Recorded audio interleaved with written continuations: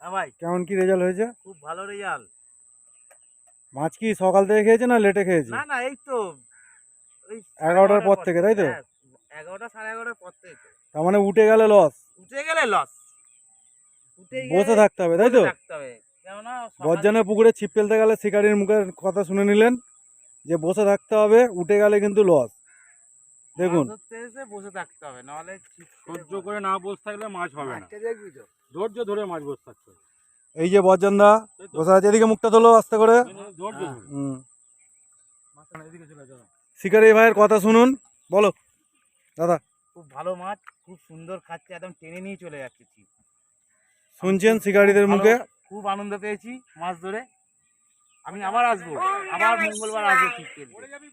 আচ্ছা ঠিক আছে, ভাই কি মাছ ধরেছে, সন্টে ভাই কি মাছ ধরেছে সেই মাছটা আপনাদের দেখাচ্ছি। দেখুন দেখুন বজ্জানের পুকুরের মাছ, এই দেখুন কি মাছ খেয়েছে দেখুন।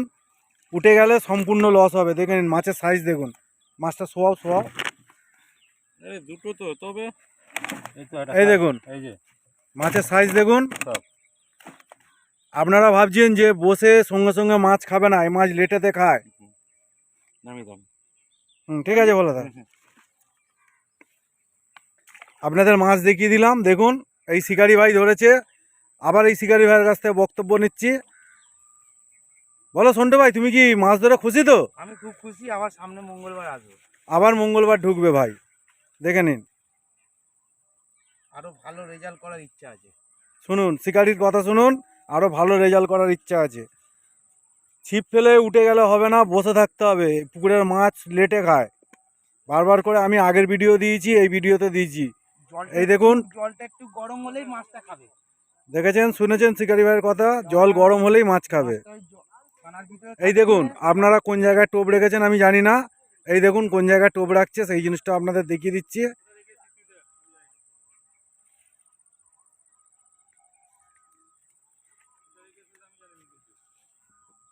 এই সন্টে ভাই টোপ দোলাচ্ছে, এই ছুড়লো দেখুন,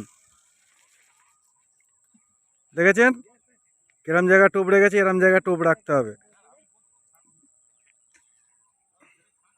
আজকের মতো নীতি, ধন্যবাদ।